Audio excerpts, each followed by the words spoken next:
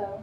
Thank you all so much for taking this time to come hear a little bit about the image repair theory, as well as how it applied to the Samsung Galaxy Note 7 crisis that occurred in 2016. Just to give you a little bit of information regarding the image repair theory, the image repair theory is applied if there's a situation that a company or an individual needs their image to be repaired. If there's some type of conflict that has occurred where their name is at stake, their reputation is at stake, that is when we can determine if the image repair theory can be applied and how to best utilize it.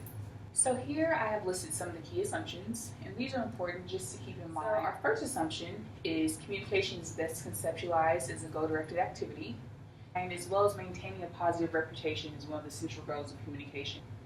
And then when we're trying to see if the crisis itself deserves to have the image repair theory applied, we then think, okay, is this an act that is undesirable for the organization, for the person?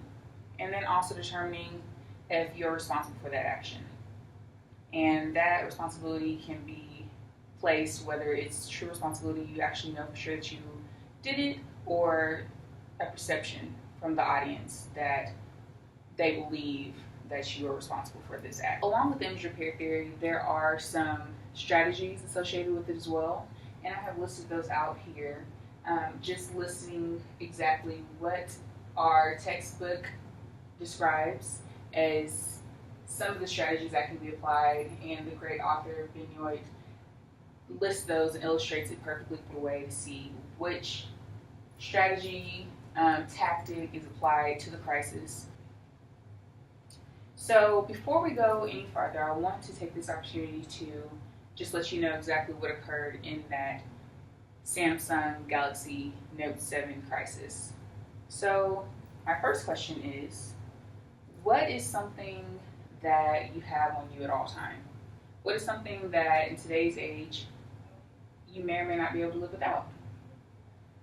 So some may say that the number one piece that you can't live without is your cell phone.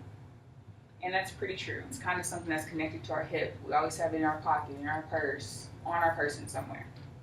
Well, this is exactly what happened when Samsung released their Galaxy Note 7 phone in 2016. And understandably, there may be some kinks that come along the way when this phone first comes out. But for the Samsung case, the kinks were greater than some may have expected and may have anticipated. So what occurred was the new phone basically exploded and caught fire on a few occasions around the beginning stages of it just being released. Here are some of the posts that were released by the company. And Samsung is a South Korean-based company, so there will be some references to South Korea just as far as when it was released, different events that may have occurred. But I pulled these two pieces because it kind of shows how Samsung approached it whenever the incident occurred. So the tweet to the top left does say that there was hashtag Galaxy Note 7 safety recall. Exchange your carrier for a new Note 7 Galaxy S7, S7 Edge, or to get a refund. So here we see that Samsung is offering some solutions to their customers once they realized what had occurred. And we'll note that this tweet was posted on September 15th. Keep that in mind. And then down here we have, this is a screenshot and a snippet from their official post that they put on their website, basically saying that there's a Samsung recall and that has been expanded to all of the Note 7 devices. And so it just goes into to list exactly what that recall means and what it looks like. And something that I like to point out is that this post is from April 17th, 2018, and the event occurred in 2016. So it is good to note that they updated their page just to let people know that this is what occurred in 2016 and this is where we are now. So here is a timeline depicting how the crisis unfolded. On August 2nd, Samsung unveiled the Galaxy Note 7 at a New York media event. So that is when people are just now seeing the latest and the greatest of technology at that moment. Fast forward on, on October 24th, there's a report of a Note 7 explosion in South Korea. this is something to keep in mind. And then if we fast forward on, we see that on September 2nd, Samsung announces the global recall of 2.5 million Note 7 phones due to faulty batteries in the system. And we see that this continues on. There's a moment where customers are not allowed to take their phones, their Note 7 phones, on planes, and it actually gets to the point where it is from going on to the plane. At one point it was where you couldn't power it on, you couldn't charge it or have it in your luggage. It did result in absolutely being restricted from the plane itself. And there was a moment where Samsung sent teams to the airport in order to compensate or basically help those customers with their phones once they realized what the situation was.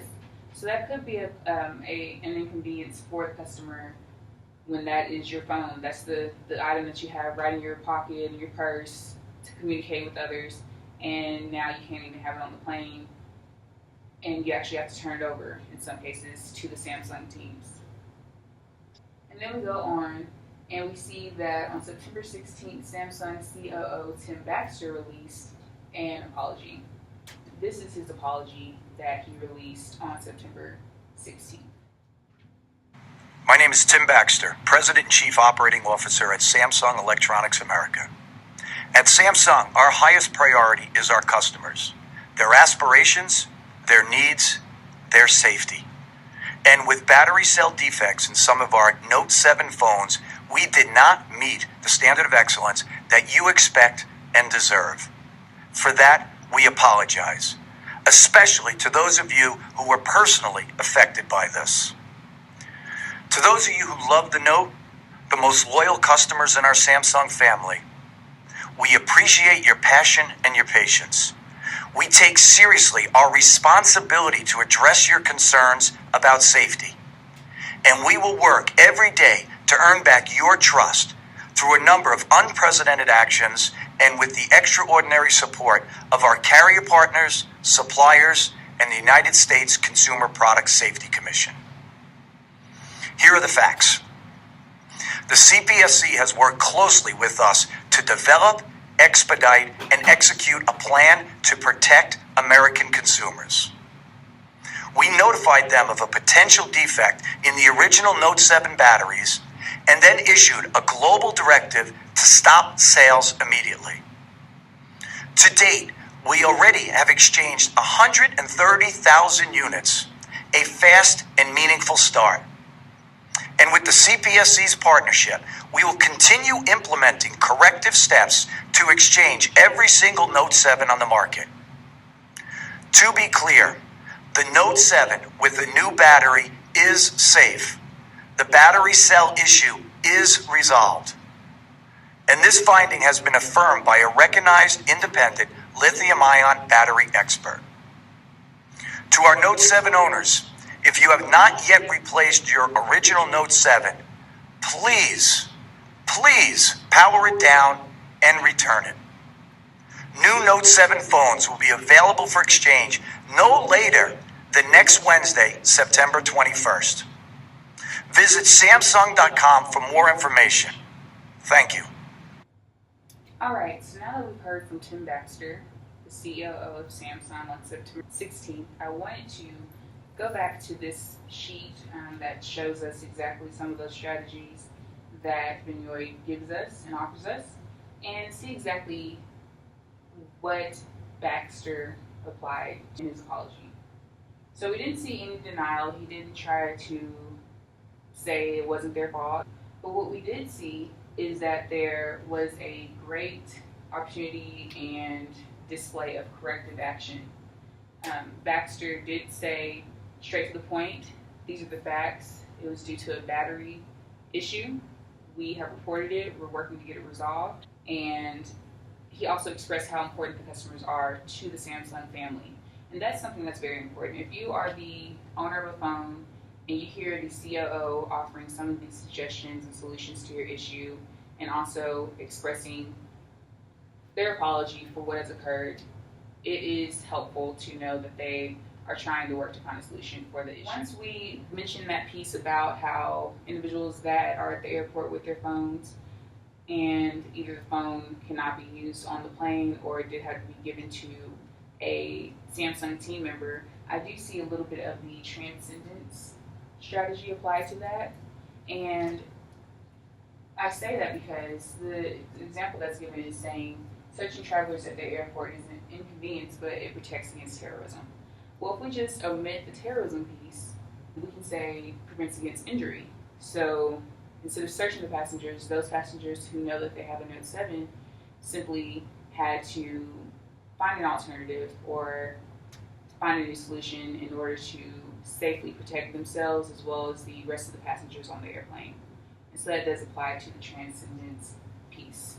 I also wanted to reflect on this timeline as well because we saw that Tim Baxter's apology was released on September 16th, and he did say that in his apology that the new batteries were safe to use and that this had been basically vetted by a professional. Unfortunately, there was another incident with the phone exploding noted on October 6th, and which then resulted in the permanent halt of the phones being sold. So I would say that that was a piece where Samsung may have jumped the gun a little bit to put so much confidence in their phones being restored and batteries being safe to use without seeing what actually happened once they were put back in the consumer's hands. So my conclusion for the Samsung Galaxy Note 7 crisis that occurred in 2006. Also, it's positive that Samsung did not try to deny their involvement with the issue, the crisis. They admitted it. They knew where the fault was, and they worked to get those issues resolved.